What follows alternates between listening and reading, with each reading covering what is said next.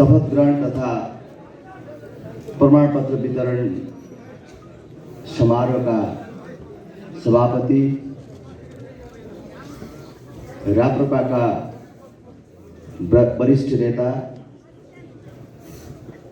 निर्वाचन समितिका प्रमुख श्रद्धेय हरिबहादुर बस्नेतज्यू, निवर्तमान अध्यक्ष श्रद्धेय पशुपति शमशेर जंगबहादुर राणाज्यू, श्रद्धेय डाक्टर प्रकाश चन्द्र लोहनीज्यू, नवनिर्वाचित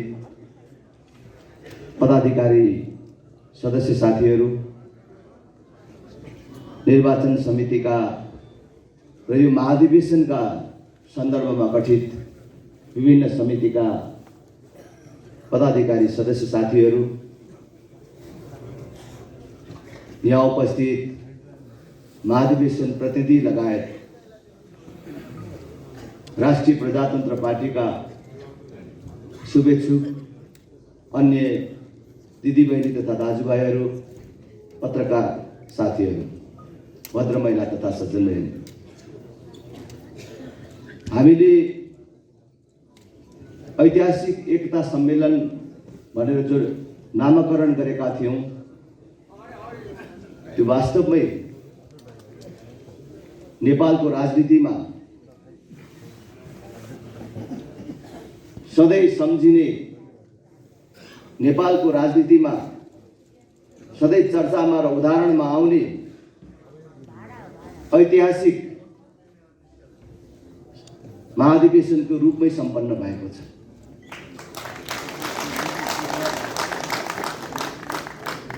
हामीले जब महाधिवेशनको सिलसिला प्रारम्भ भयो, त्यसबेलादेखि नै भन्न थाल्यौं, महाधिवेशन 5 वर्षमा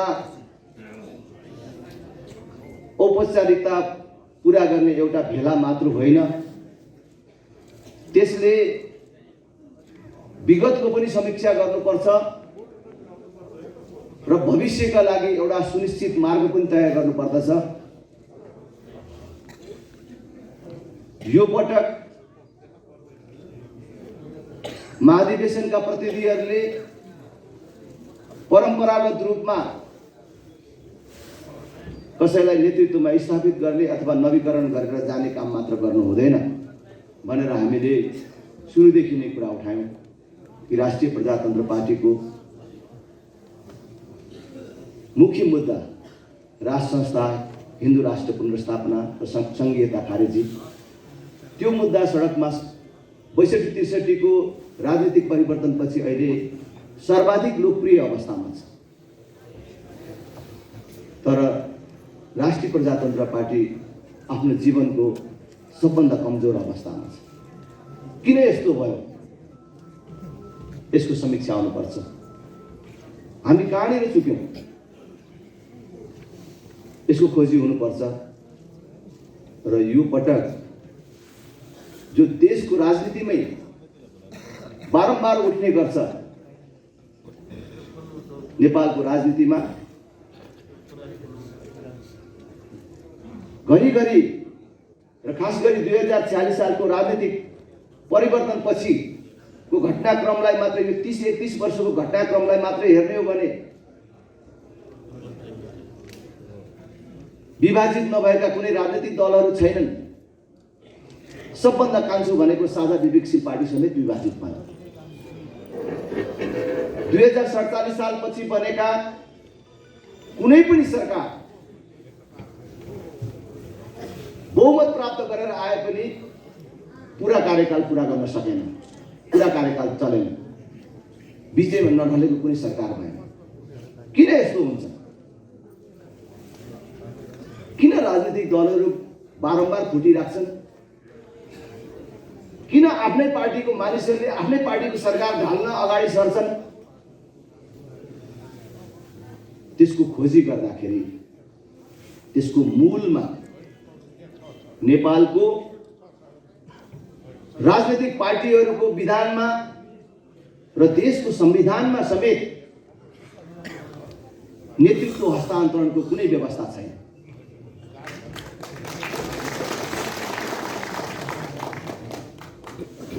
नेतृत्व हस्तान्तरणको कुनै वैधानिक व्यवस्था नभएपछि स्वाभाविक रूपले मानिसलाई भइराखेको ठाउँ छोड्न मन लाग्दैन,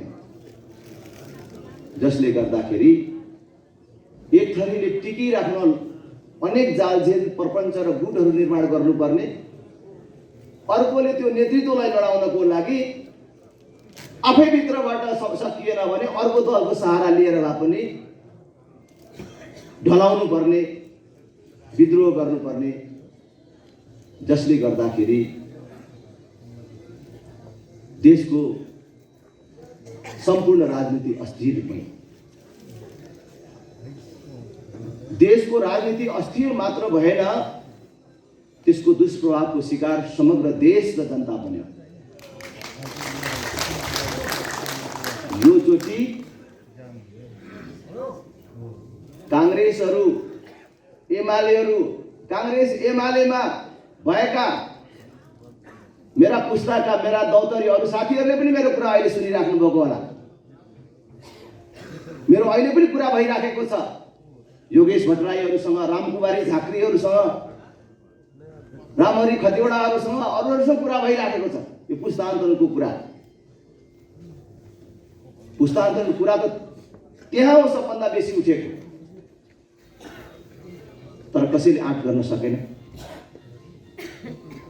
हामीले सल्लाह गर्यौं, डाक्टर धवल शमशेर राणा र अरू थुप्रै साथीहरू हुनुहुन्छ। यो चोटि हामीले हाम्रो नेतृत्वलाई आग्रह गरौँ, अध्यक्षत्रयलाई अनुरोध गरौँ, सल्लाहबाटै राष्ट्रिय प्रजातन्त्र पार्टीले नेतृत्व हस्तान्तरणको सिलसिला प्रारम्भ गर्नुपर्छ। त्यो राप्रपामा हुने नेतृत्व हस्तान्तरण केवल राप्रपामा मात्रै होइन, त्यसको प्रभाव देशको अन्य राजनीतिक पार्टीहरूमा र देशको राजनीतिमा समेत त्यसको प्रभाव पार्छ भनेर हामीले सल्लाह गर्यौं। हामीले हाम्रा अध्यक्षत्रयलाई अनुरोध गर्यौं। म आभार व्यक्त गर्दछु अध्यक्षद्वय जो आज उपस्थित हुनुहुन्छ, निवर्तमान अध्यक्षको रूपमा कृतज्ञता व्यक्त गर्न चाहन्छु। हामीले उम्मेदवारी घोषणा गरेपछि श्रद्धेय पशुपति शमशेर राणाले कसैलाई नसघाउने गरी म अब नेतृत्वमा दाबी गर्दिन भन्नुभयो। डाक्टर प्रकाश चन्द्र लोहनीले भन्नुभयो, ल नयाँ नेतृत्व आउँछ भने मेरो समर्थन छ भनिदिनु भयो। म फेरि पनि श्रद्धेय दुवै नेताप्रति आभार तथा धन्यवाद व्यक्त गर्न चाहन्छु। निवर्तमान अध्यक्ष श्रद्धेय नेता पशुपति शमशेर राणाले मतदान केन्द्रमा गएर कसलाई मत हाल्नुभयो त्यो महत्त्वपूर्ण कुरा होइन। उहाँले कोही मान्छे सोध्न जाँदाखेरि कसलाई भोट दिनु भनेर भन्नुभयो त्यो महत्त्वपूर्ण कुरा होइन, तर नयाँ पुस्ता आउने बाटो सहज गरिदिनु। त्यसको लागि हाम्रो पुस्ता राष्ट्रिय प्रजातन्त्र पार्टी सदा रेडी छ। मैले फेरि पनि भन्छु, अस्ति उद्घाटन समारोहको दिन पनि भने, तपाईहरु दुई अध्यक्षले आफ्नो जीवनको एउटा सर्वोत्तम दिनको रूपमा त्यो दिनलाई लेखाउनु भयो, जुन दिन हामी अब उठ्दैनौँ, हाम्रो नेतृत्वमा दाबी छैन, अब आऊ अरू भनेर भन्नुभयो। त्यो हामी सधैँ सम्झनेछौँ। हामीसँग अनुभवका कमीहरू होलान्, र हामीसँग इमानदारीता र निष्ठाको कमी छैन। त्यो अनुभवका केही कमीहरूलाई हाम्रो इमानदारीता र निष्ठाले पेलेर लान्छौँ, सच्याएर लान्छौँ। अनुभव त्यही पार्टीभित्र अनुभवको भण्डारको रूपमा तपाईहरु हुनुहुन्छ। हामी तपाईहरु बिनाको राप्रपाको कल्पना गर्न सक्दैनौँ। हामीले नेतृत्व परिवर्तनको कुरा गरेको भनेको तपाईहरुलाई राप्रपाबाट बाहिर राख्न भन्न खोजेको होइन। एकचोटि राप्रपाले जनताको बीचमा जाने रणनीतिमा परिवर्तन गरौँ, एकछिन ड्राइभर परिवर्तन गरौँ भन्ने कुरा मात्रै गरेको। हामीलाई श्रद्धेय कमल थापाको पनि उत्तिकै खाँचो छ। राष्ट्रिय प्रजातन्त्र पार्टीको विचारलाई निखारमा ल्याउनको लागि बढे नहोला पार्टी, तर यो विचारलाई जीवन्त राख्नको लागि उहाँको सक्रियता र योगदानको हामी अवमूल्यन कहिले पनि गर्न सक्दैनौँ। उहाँको योगदानको अझै खाँचो छ र तपाईँ तिनै अध्यक्ष हाम्रो अभिभावकको रूपमा मात्र होइन, सक्रिय नेताको रूपमा रहनुपर्छ।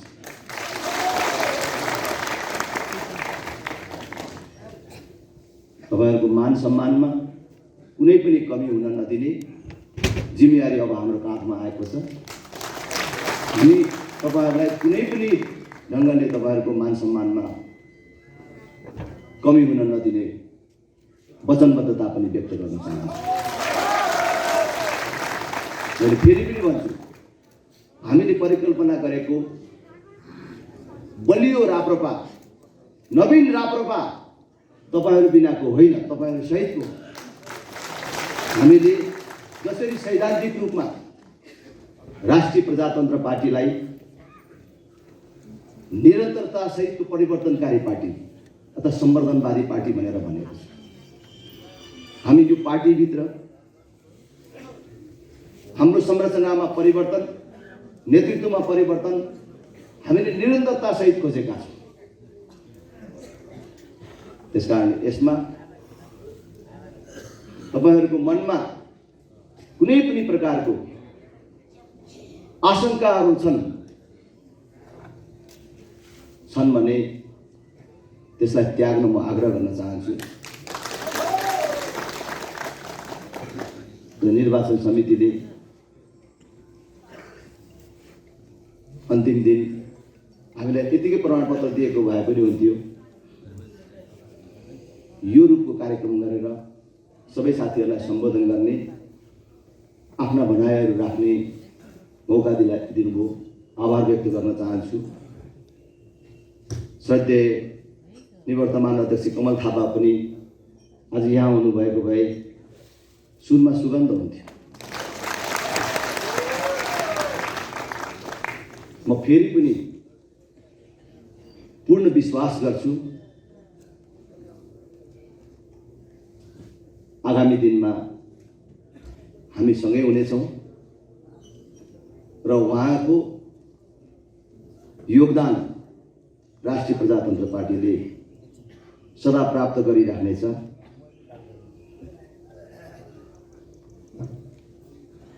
हामीले पार्टीका संस्थापक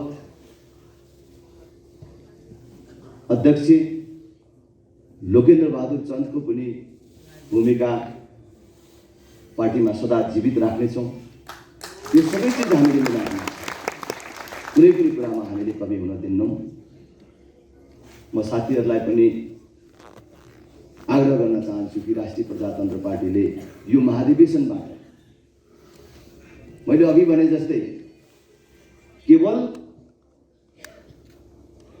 राष्ट्रिय प्रजातन्त्र पार्टीमा मात्रै होइन, देशमै पुस्तान्तरणको मुद्दाको नेतृत्व गरेर अब राष्ट्रिय प्रजातन्त्र पार्टी अगाडि बढ्यो।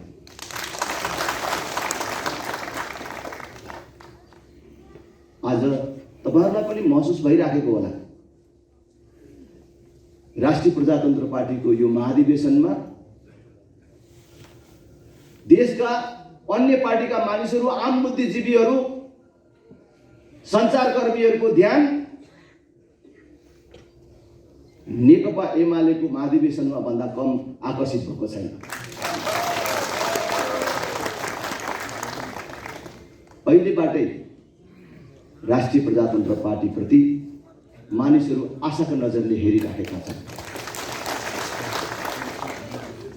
अब हाम्रा जिम्मेवारीहरू बढेका छन्। हामीले राष्ट्रिय प्रजातन्त्र पार्टीलाई वैकल्पिक प्रजातान्त्रिक शक्ति र त्योभन्दा पनि माथि नेपालको राजनीतिको केन्द्रको रूपमा स्थापना गर्ने एउटा अवसर यो नेतृत्वले प्राप्त गरेको छ। सँगसँगै चुनौतीहरू पनि छन्। यी सबैलाई हामीले सामना गरेर यी सबै चुनौतीलाई अवसरकै रूपमा परिणत गर्ने र राष्ट्रिय प्रजातन्त्र पार्टीलाई आगामी दिनमा एउटा सत्ता साझेदार पार्टी मात्र होइन, देशको अग्रणी पार्टीको रूपमा स्थापित गर्ने र अग्रणी पार्टी मात्र होइन, यो पार्टीको बाटोबाट राष्ट्रिय प्रजातन्त्र पार्टीले लिएका मुद्दाहरू स्थापित गर्ने जिम्मेवारी हामीले पुरा गर्नेछौँ। आदरणीय नेता निवर्तमान अध्यक्ष पशुपति शमशेर राणाले भन्नुभएको छ, हामी त्यही बाटोमा राष्ट्रिय प्रजातन्त्र पार्टीलाई हिँडाउने हो। अब हामीले सके संसदबाट निर्वाचनबाट आफ्नो मान्यता स्थापित गर्ने, भएन भने सडकबाट भए पनि हामीले हाम्रो मान्यता स्थापित गर्ने, दुईटै बाटो हामी लिएर जान्छौँ। सडक र निर्वाचन दुवै बाटो राष्ट्रिय प्रजातन्त्र पार्टीले अख्तियार गरेर जान्छ। म आफै अत्यन्त आत्मविश्वासी मानिस हुँ। म धेरै कुरा भन्दिनँ, चुनावको बेला पनि धेरै कुराहरू मैले तपाईहरुको बीचमा राखेको छु। धेरै साथीहरूले आशंकाहरू व्यक्त गर्नुभएको छ। राजेन्द्र लिङ्गदेनले पार्टी चलाउन सक्छ कि भत्ताभुङ्ग हुने हो कि भन्ने आशंकाहरू राख्नु भएको छ। पार्टीमा म मात्र कहाँ छु? मैले भने हाम्रो श्रद्धेय 3 नेताहरू हुनुहुन्छ, त्यसपछि अरू दाई पार्टीहरू हाम्रो चाहिँ पदाधिकारीहरू हुनुहुन्छ, मैले दाई मानेका अनुभवी मानिसहरू हुनुहुन्छ, हरिबहादुर दाई, नवराज सुवेदी दाई, बालाराम गर्दी मगर, अरू कयौं नेताहरू जो हुनुहुन्छ, उहाँहरूको साथ सहयोग लिएर हामी अगाडि बढ्छौँ, कहीँ पनि त्रुटि गर्दैनौँ। र मैले अघि भन्दै थिएँ, म अत्यन्त आत्मविश्वासी छु, म गल्ती गर्दिनँ, मैले धोका दिदिनँ, मैले कसैलाई पनि रुवाउँदिनँ, कसैलाई पनि थुक्क यो मलाई पनि बदमासै रहेछ भन्ने पार्दिनँ भन्ने मेरो मनमै लाग्छ। किनभने म अहिले यो अध्यक्ष भए मेरो चाहनाको कुरा थिएन, मेरो कुनै महत्त्वाकांक्षाले होइन। मलाई किन यो पार्टी यत्तिकै जान दिनु हुँदैन, एउटा प्रयत्न गर्नुपर्छ। हामीले प्रयत्न गर्यौं भने एउटा सन्देश देशवासीहरूमै जान्छ, राप्रपाको कार्यकर्तामा मात्र होइन। अब यही राप्रपाको कार्यकर्ता मात्रै मिलेर पुग्दैन, यतिले मात्रै त हामी त एक सिटको लागि मात्रै भयौं, धेरै सिटको हुनको लागि त कांग्रेस एमालेमा अथवा राप्रपादेखि बाहिर रहेका मानिसहरूमा हाम्रो सन्देश पुग्नु पर्यो, उनीहरूलाई जोड्नु पर्यो। त्यो जोड्नको लागि त हामीले केही प्रयत्न गर्नु पर्यो भनेर म प्रयत्न गर्ने क्रममा आज यहाँसम्म आइपुगेको छु। मेरा जीवनमा अनेक संयोगहरू छन्। म 2 चोटि मृत्युको मुखबाट फर्केर आएको मान्छे हुँ। एकचोटि माओवादी द्वन्द्वको बेला माओवादीहरूले शहर बीचमा पक्रेर, जसरी शहरभित्र कुनै जनावर पस्दाखेरि जसरी चाहिँ मानिसहरूले शिकार गर्छन्, त्यसरी हजारौं मानिसहरूले निर्घात रूपमा कुटपिट गरेर अब यति भए यो मान्छे बाँच्दैन, बाँच्यो भने पनि गरी खान सक्दैन भनेर फ्याँकेको मान्छे बाँचेर यहाँसम्म आइपुगे। अस्ति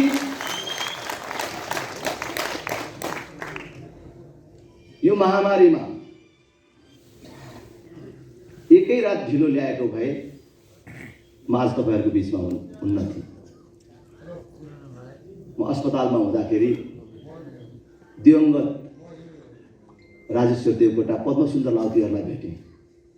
त्यो क्षणसम्म पुगेर चाहिँ नि म फर्केर आएँ र त्यहाँ पनि मृत्युको मुखबाट फर्केर आएँ। म अनि आफैले आफूलाई मैले चाहिँ भन्छु कि पटक पटक मृत्युको मुखबाट म फर्केर आएको कि 2-4 वर्ष अरू बेसी बाँच्नलाई मात्रै हो। मर्न त म मर्छु, अजम्मरी त छैन कोही पनि, एक दिन मर्छ नै राजेन्द्र लिङ्गदेन पनि, नमर्ने त कोही छैन। के म यसरी पटक पटक कालको मुखबाट अरू 2-4 वर्ष बाँच्नलाई मात्रै आएको हो त फेरि अर्कोचोटि बिमारी हुने, 2-4 दिन अस्पताल बस्ने अनि देह त्याग गर्ने यतिको लागि मात्रै फर्केको होला त? मलाई कस्तो लाग्छ भने होइन, त्यतिको लागि मात्र होइन। म आएर तपाईहरु यहाँ आएर अब यो राप्रोमा भत्ताभङ्ग पार्नको लागि बाँचेको होला त? तपाईहरुको त्यत्रो विश्वासमा कुठाराघात गर्न, तपाईहरुको आँखामा फेरि आँसु झार्न, तपाईहरुको शिर झुकाउनको लागि, मेरा श्रद्धेय नेताहरुको शिर झुकाउनको लागि, मानवर्धन गर्नको लागि म फेरि मृत्युको मुखबाट फर्केर आएको होला त? अवश्य होइन। मलाई विश्वास छ हामी सबै मिलेर राष्ट्रिय प्रजातन्त्र पार्टी बनाउँछौं, बन्छ। हाम्रै जीवनकालमा र खास गरी म मेरा त्रय निवर्तमान अध्यक्षहरूलाई भन्छु र मेरा श्रद्धेय अरु नेताहरूलाई भन्छु, तपाईहरुको जीवनकालमै राप्रपा यो देशको बलियो पार्टी बनेको कुरा हामी देखाउँछौं। त्यो विश्वासका साथ हामी काम गर्छौं। अब राष्ट्रिय प्रजातन्त्र पार्टी भित्र कुनै गुट छैन, कुनै समूह छैन, कुनै नेताको मान्छे छैन। आजको दिनदेखि सबै राप्रपाको मान्छे छन्। आजबाट गुटको अन्त्य हो। फल्ना नेताको मान्छे भन्ने परम्पराको आजबाट अन्त्य भएको छ। मेरो कुनै गुट छैन, मेरो कोही मान्छे छैन, सबै मेरो मान्छे। हिजो हामीले मतदानको प्रक्रियाबाट नेतृत्व चयनमा सहभागी भयौं। जब मतदानको प्रक्रिया हामीले अवलम्बन गर्छौं, पक्ष विपक्ष स्वाभाविक रूपले हुन्छ। पक्ष विपक्षमा तर्कहरू प्रस्तुत हुन्छन्, मानिसहरू पक्ष विपक्षमा बाँडिन्छन्। हामी पनि हिजो पक्ष विपक्षमा अनेक तर्कहरू गर्यौं होला, बाँडियौं होला। डाक्टर प्रकाश चन्द्र लोहनीले हामीलाई सिधै राजेन्द्र लिङ्गदेनलाई मेरो समर्थन छ भनेर भनिदिनु भयो। पशुपति शमशेर राणाले मेरो कसैलाई पनि छैन भन्नुभयो। तर हामीले त्यसलाई के भन्यौं? त्यो समर्थन भनेको हामीलाई नै हो, किनभने हामीले नउठिदिनु मात्रै त भनेको भनेर भन्यौं। त्यसरी व्याख्या गर्यौं होला। तर ती सब सन्दर्भहरू समाप्त भए। अब हामी कोही पनि हिजोको कुरा लिएर हिँड्दैनौँ। अब यो सब चिज यही सकेर जानुपर्छ।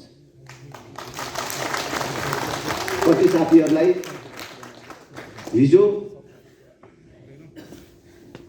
यो मतदान प्रक्रियामा मेरो विपक्षमा मतदान गरेको, मेरो विपक्षमा हिँडेको कारणले मनमा आशंकाहरू हुन सक्छ, तर त्यस्तो प्रकारको कुनै आशंकाहरू राख्नु पर्दैन।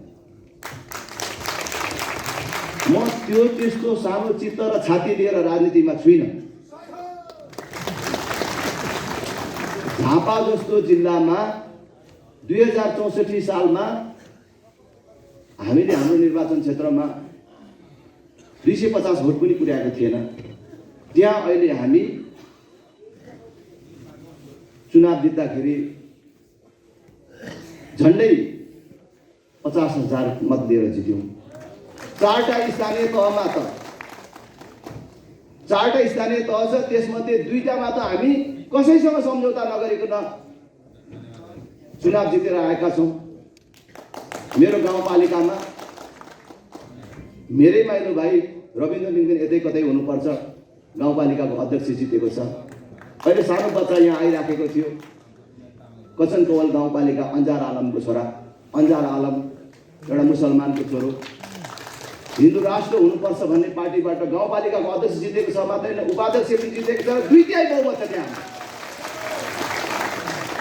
64 सालमा त्यस्तो दयनीय अवस्थामा भएको ठाउँमा अहिले हामीले कसरी संगठन गर्यौं? पहिले यो सक्रिय सदस्यता बनाउने क्रममा 7,400 सक्रिय सदस्य हाम्रो निर्वाचन क्षेत्रमा मात्रै छ। इन्ट्री हुन नभएको त अलगै छ नि। झापा जिल्लामा 18,000 सक्रिय सदस्य छन्। पैसा नतिरिकन कसैले सक्रिय सदस्य हुन पाएको छैन